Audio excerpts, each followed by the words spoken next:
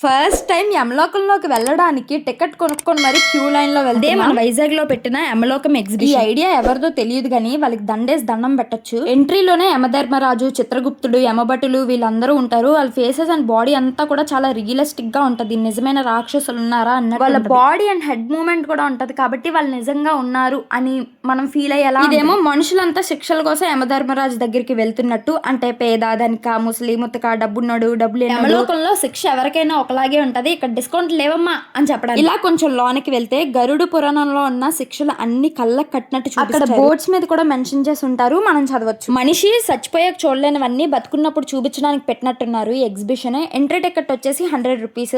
RK beach opposite AU exhibition ground Vizag expo అని చెప్తే auto అతను తీసుకెళ్లిపోతారు. ప్రతి ఒక్కరు ఒక్కసారైనా చూడాల్సిన ఎగ్జిబిషన్. వైజాగ్ లో ఇదే ఫస్ట్ టైం అనుకుంటా ఇలా పెట్టడం. పిల్లల్ని తీసుకెళ్లి చక్కగా టీచ్ చేయొచ్చు కూడా. ఈ తప్పు చేస్తే ఎలా ఉంటది సెక్షన్, కనీసం వాళ్ళకైనా శిక్షల్లో డిస్కౌంట్ దొరికిద్ది, మనకి ఎలాగో దొరకదు. మనం చేసే తప్పులకి శిక్షలన్నీ కలిపి కొట్టినా కూడా ఆశ్చర్యపోక్కర్లేదు. సౌండ్ ఎఫెక్ట్స్, లైటింగ్ ఎఫెక్ట్స్ అయితే మాత్రం మామూలుగా 3 years లోపు పిల్లలైతే మాత్రం భయపడతారేమో. మా బుడ్డోడు భయపడ్డాడు బాగా. చాలా బాగా రీసెర్చ్ చేసి పెట్టారు, ఏ ఒక్క స్టెప్ కూడా మర్చిపోకుండా ఈ ఎగ్జిబిషన్ లో. మేబీ నేను పోతే ఇక్కడికే వెళ్తానేమో, అదే స్వర్గం.